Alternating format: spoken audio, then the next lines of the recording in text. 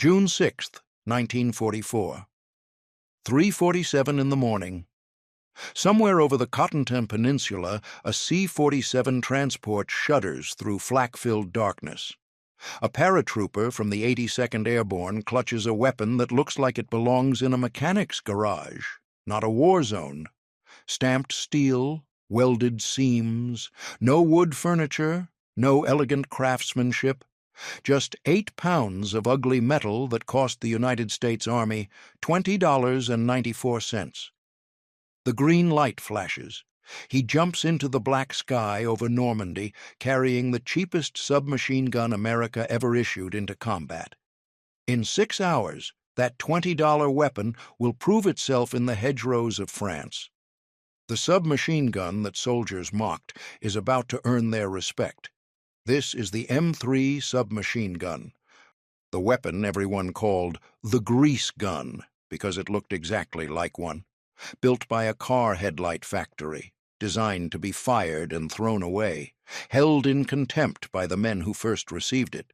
And yet, this ugly, disposable weapon would outserve every other submachine gun in American military history, from the beaches of Normandy to the jungles of Vietnam, to the deserts of Kuwait. 50 years of continuous service. The longest-serving submachine gun the United States ever fielded, the $20 gun that refused to die. 1941. America watches Europe burn and knows its turn is coming. The problem isn't whether America will fight. The problem is what soldiers will carry when they do. And in the submachine gun department, the United States has exactly one option: the Thompson, the Tommy gun. Beloved by gangsters and Marines alike, sleek, powerful, iconic, and absolutely impossible to manufacture in wartime quantities. The original Thompson cost $225 per weapon. That's over $3,000 in today's money. For a single submachine gun, the military simplified the design, cut corners, removed features. They got the price down to $45 per unit, still nearly $700 today. But cost wasn't the only problem. The Thompson required extensive machining, skilled workers, precision tolerances. The receiver alone demanded hours of careful milling on equipment that was already working around the clock producing rifles and machine guns. Every Thompson that rolled off the assembly line meant something else didn't get built. And the weight, nearly 11 pounds loaded. In the jungles of the Pacific, where every ounce mattered, soldiers cursed the Thompson's heft. Tank crews couldn't maneuver it inside their cramped vehicles. Paratroopers dreaded the extra mass during jumps. The Germans had already solved this problem. Their MP-40 was simpler, cheaper, and lighter than the Thompson, built with stamped steel components rather than precision-machined parts. The British Sten gun took the concept even further. A weapon so crude it could be manufactured in underground workshops by resistance fighters. Yet it worked. American military observers watched these weapons in action and understood the implications. The age of the craftsman-built submachine gun was ending. The future belonged to stamped steel and welded seams. The Army needed a replacement, something cheaper, lighter, faster to produce. Something that could arm the millions of soldiers shipping overseas. They needed a submachine gun that any factory could build, one that didn't require craftsmen, one that could be stamped out of sheet metal like automobile parts. They needed the impossible. Enter George Hyde. A German immigrant who came to America in 1927, Hyde had been designing submachine guns since the early 1930s. His earlier designs showed promise, but never quite worked out. The M2, his collaboration with General Motors' Inland Division, was actually adopted as a Thompson replacement in 1942. But production problems killed it before it ever reached soldiers. Hyde went back to his drafting table with a new mandate from Colonel Rene Studler, the Army's Chief of Small Arms Research. Build something so simple that any factory could produce it. Use stamped metal wherever possible. Eliminate every unnecessary part. Make it cheap. Make it fast. Make it work. Hyde delivered. The weapon he created looked like nothing American soldiers had ever seen. No polished wood stock, no precision machined receiver, no elegant lines whatsoever, just functional industrial efficiency. The M3 had only 52 parts. The Thompson had more than twice that. The receiver wasn't machined from a solid block of steel. It was two pieces of stamped sheet metal welded together to form a tube. The trigger mechanism used steel stampings and castings. The pistol grip was stamped. Even the sights were stamped. Only 3 components required precision machining: the barrel, the bolt face, and the threads holding the barrel in place. Everything else came off production lines that looked more like an automobile factory than a weapons plant, because that's exactly what they were. The guide lamp division of General Motors won the manufacturing contract. Their factory in Anderson, Indiana, normally made car headlight assemblies. They knew nothing about firearms. What they knew was stamping metal, welding seams, and running efficient production lines. Before the M3, Guide Lamp had just completed production of 1 million FP45 Liberator pistols, another George Hyde design. Single-shot pistols made of stamped steel, costing just $2.10 each, intended to be dropped behind enemy lines for resistance fighters. Hyde understood disposable weapons. Now he applied that philosophy to a submachine gun. The weapon received its official designation on December 12, 1942. United States submachine gun, caliber .45, M3.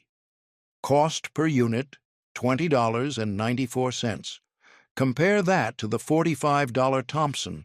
For the price of one Tommy gun, the Army could buy more than 2 M3s.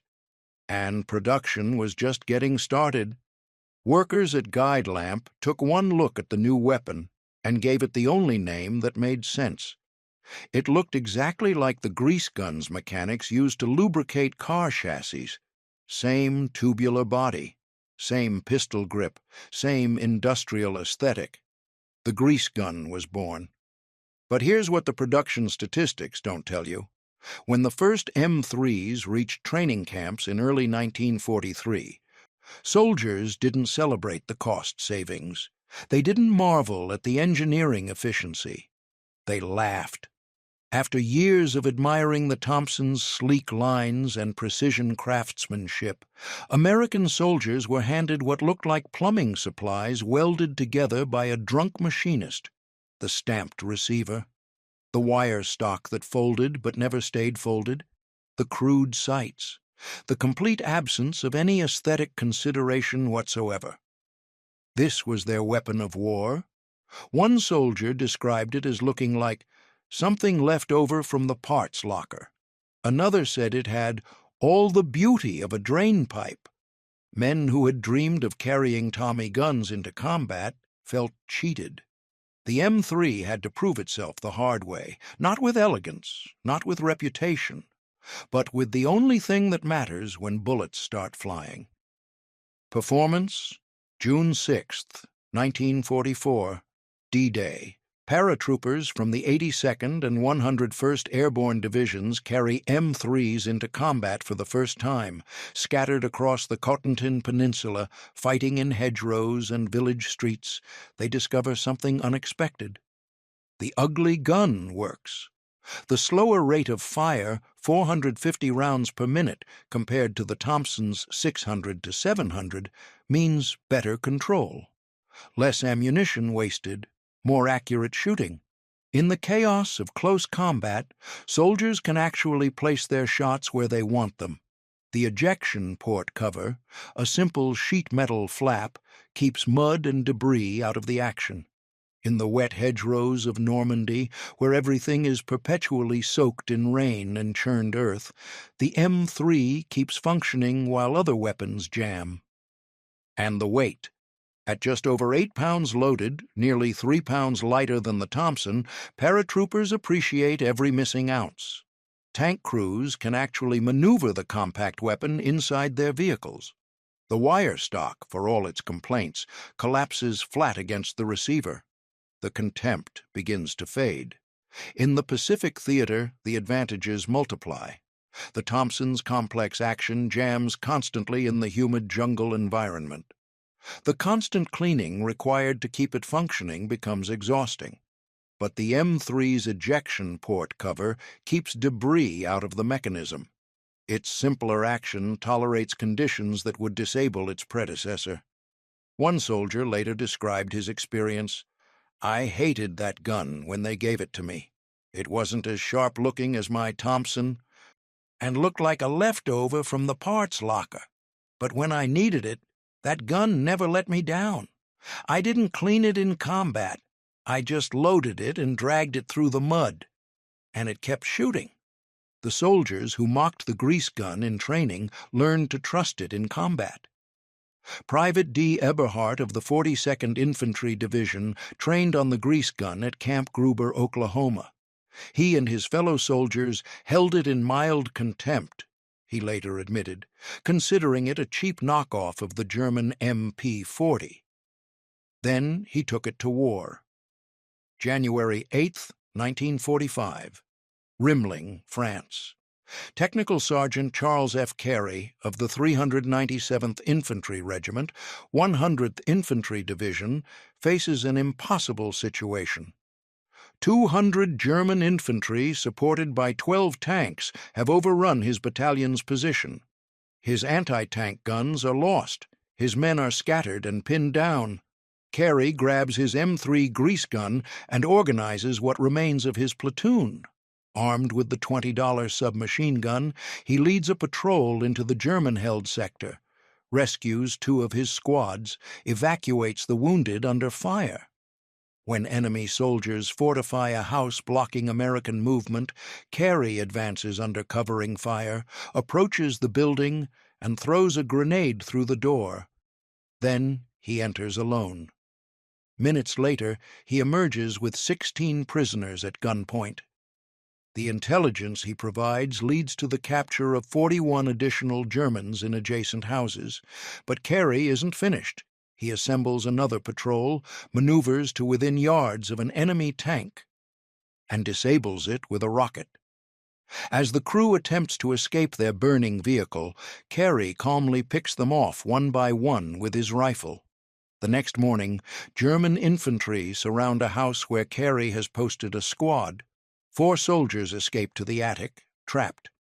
Carey maneuvers a staircase against the building and rescues them. Later that day, attempting to reach an outpost, Technical Sergeant Carey is struck down by sniper fire. For his actions at Rimling, Charles F. Carey received the Medal of Honor posthumously. The grease gun he carried during those desperate hours at Rimling helped him capture nearly 60 enemy soldiers and save the lives of countless Americans. The $20 weapon in the hands of an extraordinary soldier. Across the European theater, stories multiply. An Army Combat Observations report from February 5, 1945, details what small unit leaders in the 99th Infantry Division think of their submachine guns. The M3 submachine gun is the best weapon we use for patrolling. It can be put into action quickly and at short ranges is accurate and powerful. Tank crews discover the grease gun's value for a different reason. Sherman tanks carry as many as 5 M3s for crew protection. Armorer Russell Spooner observed that an M3 lifted above the hatch opening could spray the countryside with a lot of bullets in a matter of seconds. When tankers need to abandon their vehicle under fire, that suppressive capability means survival. The weapon designed to be disposable is becoming indispensable. The production numbers stagger the imagination. Between 1943 and the end of World War II, Guide Lamp's factory in Anderson, Indiana, produces over 606,000 M3 submachine guns. An additional 15,000 of the improved M3A1 variant roll off the lines before the Japanese surrender. Total wartime production, 622,163 weapons.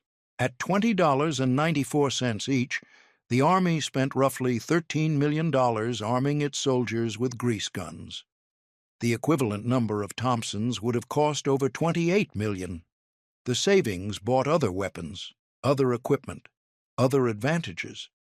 The speed of development became military legend, from concept on paper to adopted weapon in just 7 months. No other firearm in American military history has ever matched that timeline. When Guide Lamp started production in May 1943, they were building a weapon that hadn't existed a year earlier. The company that made car headlights had created one of the most successful submachine guns in history. But here's what makes the M3 truly remarkable. It refused to become obsolete. After World War II, the Army officially adopted the M3A1 as the standard submachine gun, replacing the Thompson entirely. The improved version eliminated the troublesome cocking handle entirely, replacing it with a simple finger hole in the bolt. Soldiers could cock the weapon by inserting a finger and pulling back. One less part to break. One less thing to go wrong. Korea saw tens of thousands in action. The M3 became the primary submachine gun for United States forces, with South Korean units receiving tens of thousands through military assistance programs. By the time American advisors arrived in Vietnam, the grease gun was 20 years old. It kept serving. Helicopter pilots carried M3A1s in their cramped cockpits because they were smaller than the M16 rifle and offered more firepower than a pistol. When a helicopter went down in hostile territory, that compact submachine gun could mean the difference between capture and rescue. Tank crews kept them aboard their vehicles for close protection. In the jungles of Vietnam, where enemy soldiers could materialize from the vegetation at arm's length, the M3's 30-round magazine and automatic fire provided essential security. Special Operations Forces used suppressed versions for covert missions. Bell Laboratories had developed a sound-suppressed variant for the Office of Strategic Services during World War II, featuring a specially drilled barrel and expansion sleeve to quiet the report. Only about 1,000 were ever made, but they armed Army Green Berets in Southeast Asia and later equipped Delta Force for counterterrorism operations. Navy SEALs, Marine Force Recon, Army long-range reconnaissance patrols all carried grease guns behind enemy lines. The weapon that looked like a plumber's tool had become the choice of America's elite warriors. The weapon designed for a single war fought in 4 of them. When American tank crews rolled into Kuwait during Operation Desert Storm in 1991, many still carried M301 submachine guns in their vehicles. Weapons manufactured in 1944 and 1945, nearly 50 years old, still functioning, still reliable, still ready for combat. Patrick J. Chason, a former tank company commander, reported having 2 M3A1s in his unit arms room as late as 2001. The disposable weapon had outlasted 3 generations of soldiers. Why? The same qualities that made it ugly made it indestructible. Those stamped metal parts didn't require careful maintenance. The loose tolerances that offended precision-minded soldiers meant the action kept working when fouled with sand, mud, or debris. The simple blowback operation had nothing complicated to break. The low rate of fire reduced wear on components. Soldiers in Vietnam reported dragging M3s through mud without cleaning them. The weapons kept shooting. The Thompson, with its tighter tolerances and more complex action, would have jammed. The design philosophy George Hyde embraced in 1942 proved prophetic: simple, robust, reliable. Forget elegance. build something that works. The M3 grease gun represents something larger than military procurement decisions. It represents the recognition that sometimes good enough is better than perfect. The Thompson was a beautiful weapon, finely machined, precisely fitted, a triumph of craftsmanship. And when America needed millions of submachine guns, craftsmanship couldn't keep up. The grease gun was ugly, crude, built by workers who made car headlights.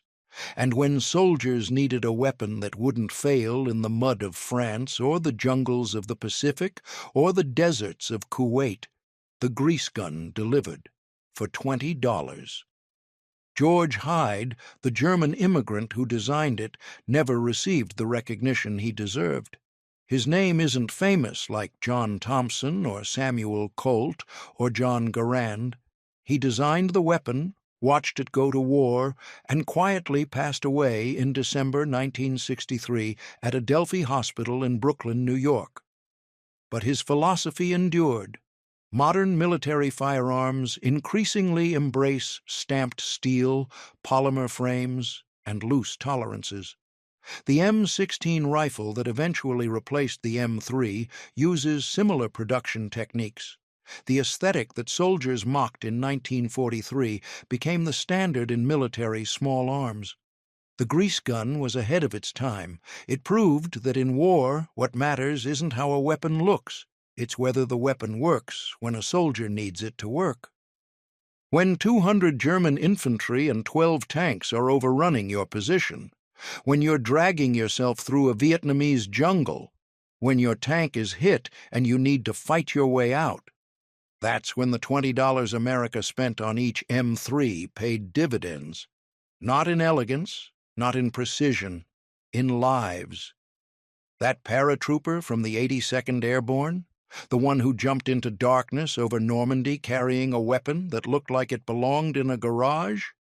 He survived D-Day, he survived the hedgerows, he survived the push into Germany, and when he came home, the Army let him keep his grease gun. For decades, that $20 submachine gun sat in basements and gun safes across America, brought home by the men who had mocked it in training and trusted it in combat. A reminder that appearances deceive. Today, M3 grease guns still turn up in conflict zones around the world. Afghanistan, the Philippines, anywhere a simply constructed, easy-to-maintain submachine gun might still be needed for short-range combat. 60 years after the last one rolled off the production line, George Hyde's disposable weapon keeps working. The submachine gun everyone laughed at, the weapon nobody wanted, the $20 gun that outserved every other submachine gun America ever made. The grease gun earned its name and its reputation. If this story gripped you, hit subscribe. Next week, the fighter plane. The Air Force didn't want that became the most successful close air support aircraft in history. The arsenal of democracy holds more surprises than you ever imagined, and we're just getting started.